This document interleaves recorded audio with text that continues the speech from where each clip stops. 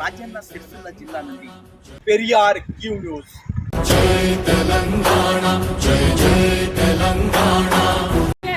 మధ్యాహ్న భోజన కార్మికుల ఐక్యత, పెండింగ్ బిల్లులు, కోడిగుడ్లు అందుతలేము, కోడిగుడ్లు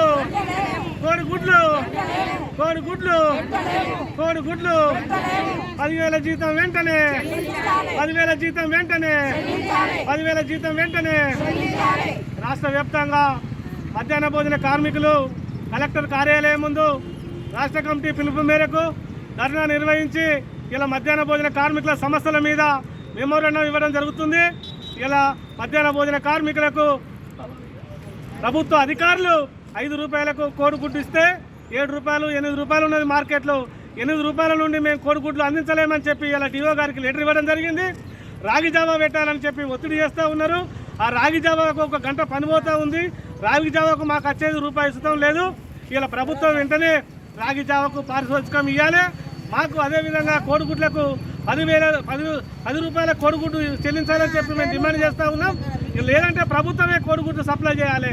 అదేవిధంగా ఇలా నిత్యావసర సరుకులతో పాటు ఇలా గ్యాస్ సిలిండర్లు, కోడిగుడ్లు, నిత్యావసర సరుకులు ప్రభుత్వమే పంపిణీ చేసి మాకు 10,000 జీతాన్ని ఇవ్వాలని చెప్పి మేము ప్రభుత్వాన్ని డిమాండ్ చేస్తూ ఉన్నాం. ఇలా మధ్యాహ్న భోజన కార్మికులు అనేక శ్రమ దోపిడీకి గురవుతూ ఉన్నారు.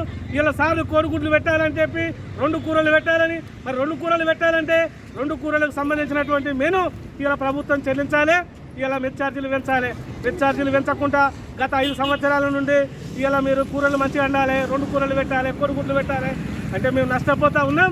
ఇలా కొంత పుత్తలు అమ్మి అప్పులు చేసి ఇలా పిల్లలకు నాణ్యమైన ఫుడ్ పెడతా ఉన్నాం.